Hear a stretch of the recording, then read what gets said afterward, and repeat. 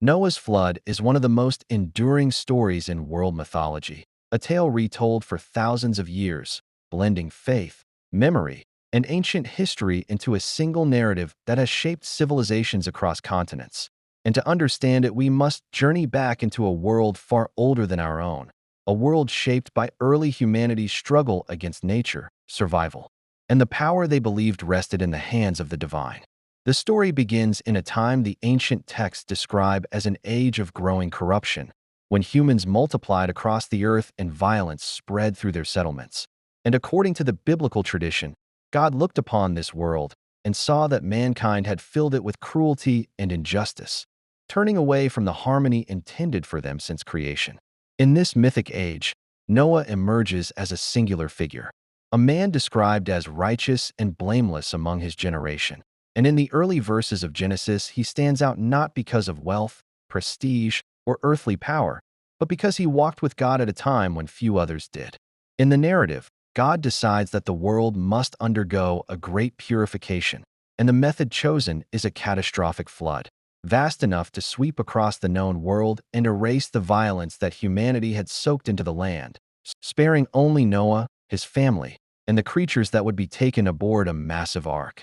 According to the text, Noah receives detailed instructions for the construction of this vessel, a wooden structure of immense scale, measured in cubits, sealed with pitch, and divided into multiple levels designed to house animals, supplies, and Noah's household during the coming storm. And though many have attempted to calculate its size in modern measurements, the important detail is that it was described as something unprecedented, far larger than any ship known to exist in the ancient Near East.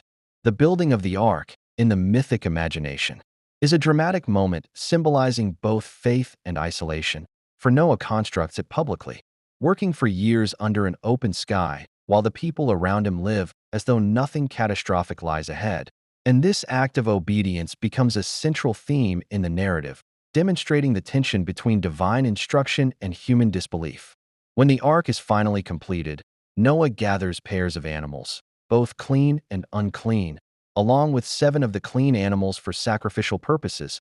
And this imagery has fascinated later generations because it suggests a profound reverence for life in all its diversity, as though the ark was intended to carry the entire memory of creation forward through the disaster. Once the doors of the ark are sealed, the flood begins with a terrifying dual force, described as the fountains of the great deep bursting upward and the windows of the heavens opening. And this merging of subterranean waters with overwhelming rainfall creates a world-engulfing catastrophe that reshapes the earth itself. For 40 days and 40 nights the rains fall without pause, and the narrative emphasizes that the water rises so high it covers the tallest mountains known to the people of that ancient world. And whether one interprets this literally, regionally, or metaphorically, the imagery remains some of the most powerful in Scripture. The ark drifts across this endless ocean of destruction, and during this time Noah's family experiences profound isolation, surrounded by nothing but water and the cries of animals waiting for land to reappear.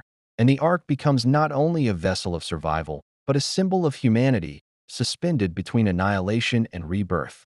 When the rains finally cease, the waters begin their slow retreat, and after many months the ark comes to rest upon the mountains of Ararat, a location that has fueled centuries of speculation, archaeological quests, and cultural legends, though no confirmed discovery has ever been made. As the world gradually dries, Noah releases first a raven, which flies back and forth across the landscape, then a dove, which returns with nothing, signaling that the earth is still submerged. And when the dove is released again and brings back an olive leaf, Noah knows that the waters have receded enough for life to begin anew. This moment, celebrated in countless works of art, symbolizes hope, renewal, and the end of divine judgment. And when the third release of the dove results in it not returning, Noah recognizes that the world is ready for their return. Once the earth is dry, God commands Noah to leave the ark with his family and the animals, allowing them to repopulate the land. And the narrative describes the beginning of a new era, a fresh cycle of human history cleansed by the flood. Noah builds an altar and offers sacrifices, and in response God establishes a covenant, promising never again to destroy the earth with a flood. sealing this promise with a rainbow placed in the sky as a sign of the agreement between heaven and earth. The rainbow becomes one of the most recognized symbols in religious storytelling, representing mercy, patience, and the bond between humanity and the divine, reminding every generation that even after devastation there can be restoration. Across ancient civilizations, flood myths appear in surprising abundance, and when viewed through a mythological lens, Noah's flood fits into a broader pattern of stories that describe a great inundation reshaping early human societies, suggesting that these narratives may preserve memories of real flooding events experienced by ancient peoples. The Mesopotamian epic of Gilgamesh, recorded on clay tablets predating the biblical narrative, contains a strikingly similar story involving Utnapishtim, a man instructed by the gods to build a boat, gather animals, and survive a divine flood, and this parallel has fueled immense scholarly interest, revealing how cultures throughout the Near East shared oral traditions across generations. Similar stories appear in Sumerian, Akkadian, Babylonian, Greek, Indian, and even indigenous American traditions, each with its own local variations but united by a common theme: the world destroyed by water and reborn through a chosen survivor. Modern science has attempted to identify real-world events that may have inspired such myths, with theories ranging from the flooding of the Black Sea after the last ice age, to massive river floods in ancient Mesopotamia, to regional tsunamis or monsoon collapses, and although no single explanation satisfies every detail, the presence of such stories across multiple cultures suggests that catastrophic floods were a defining trauma in early human memory.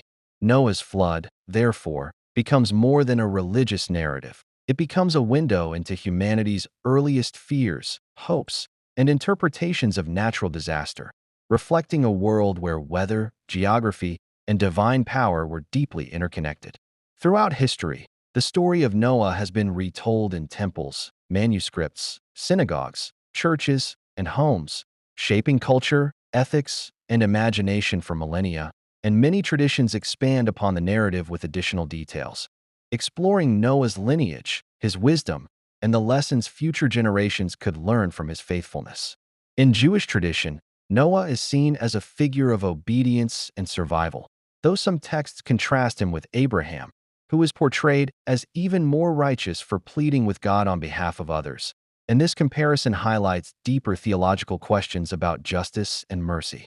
In Christianity, Noah becomes a symbol of salvation, prefiguring themes of rebirth and covenant, while in Islam, he is known as Nuh, a prophet who preached to his people for centuries and endured their rejection before the flood arrived, and his story forms a crucial part of the Quranic narrative.